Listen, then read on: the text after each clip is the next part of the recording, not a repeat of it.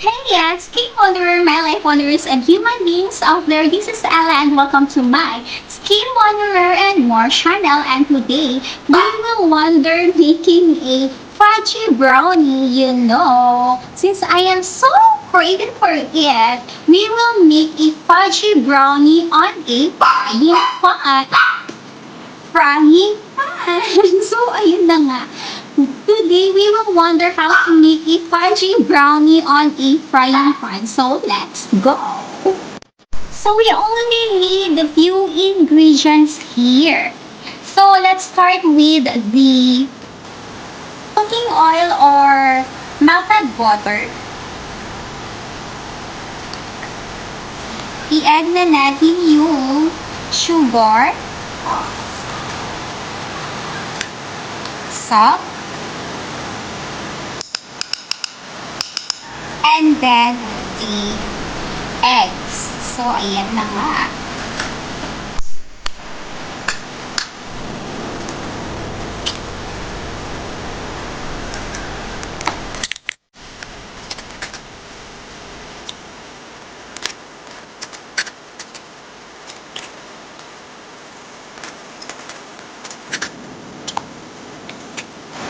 So, let's now mix it. Ayan.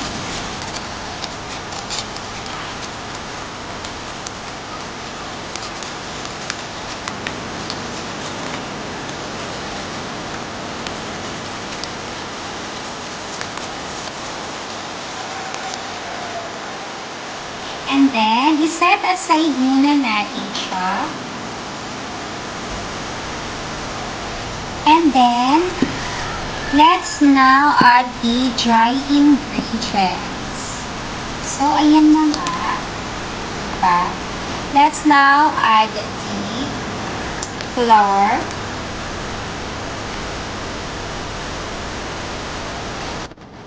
And as you can see, I prepared to use this method where I am using a spoon instead of doing the shake on a strainer. Diba, wala tayong pa-shake sa strainer natin. Kasi nga, feeling natin nasasayang lang yung flour and going nowhere lang yung ating mga flour na nilagay. So, ayan na nga, diba? So, we are now adding the ready-to-drink powdered chocolate drink. So, ayan na nga, diba? So, ang pinili natin na brand ay Ite. Ayan na nga, Champion. Ayan na nga, not sponsored, pero baka naman, Champion. You know. So, ayan na nga, diba? Ayan yung pinili natin.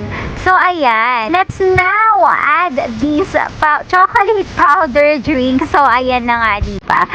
So, hindi ulit tayo gagamit ng pa-shake method natin. And, kailangan lang natin i-mix yung ating dry ingredients, which is hindi na natin na isama sa video kasi nasira yung ating naka-record na video clip. So, ayan na nga.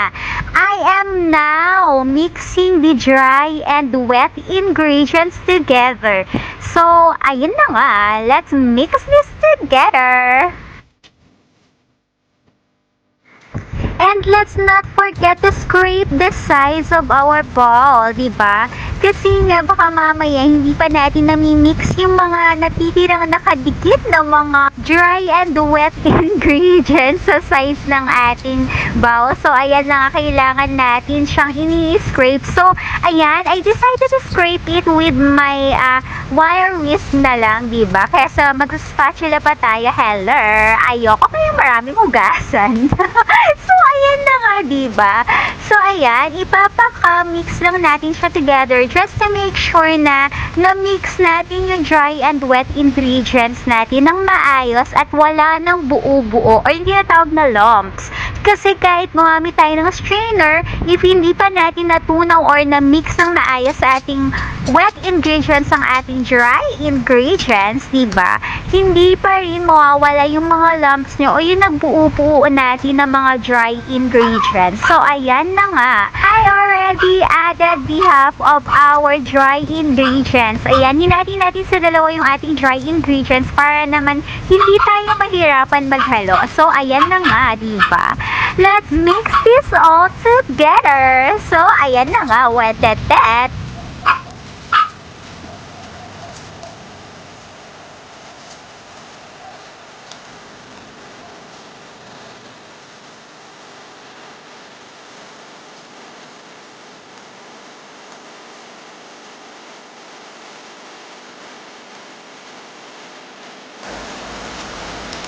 And now, iset aside naman natin to kasi we will prepare our frying pan.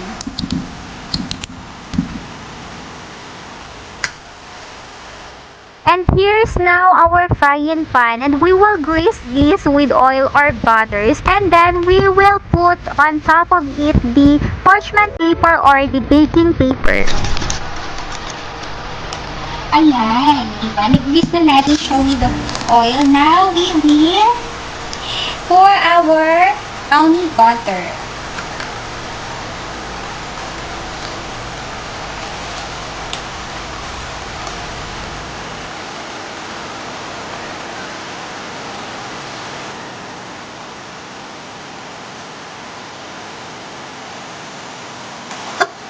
So, ayan. Let's do this para mawala yung mga bubbles natin o yung air natin sa butter ng ating brownies. So, ayan na nga, diba? Let's try to cook those. Just cook those bubbles.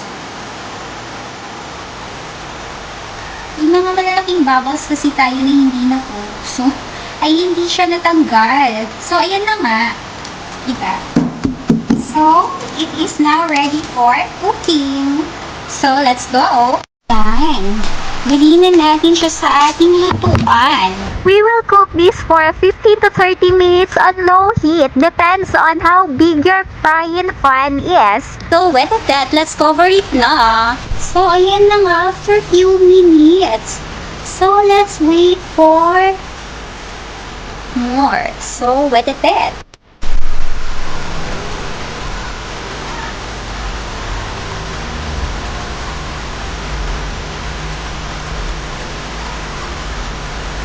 So that is after 5 to 10 minutes. So let's wait for more.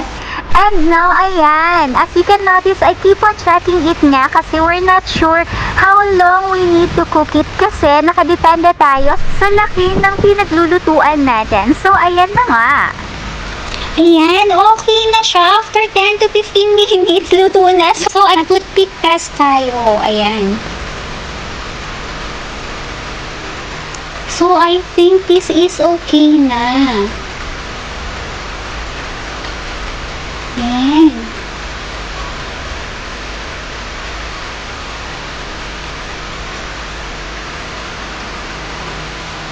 So, okay na yung ating brownies. And it's cooked already. And we are hoping that this is really fudgy. So, ayan na nga.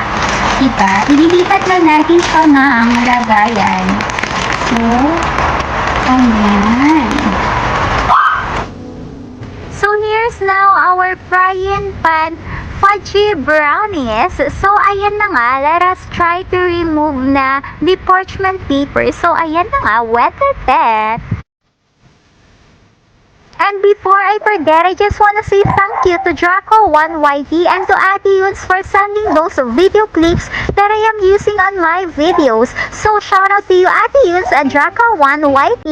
Ayan, let's slice it na para makapag-taste test na tayo. So, ayan na nga. I am so excited, you know. So, ayan na nga. So, what the that?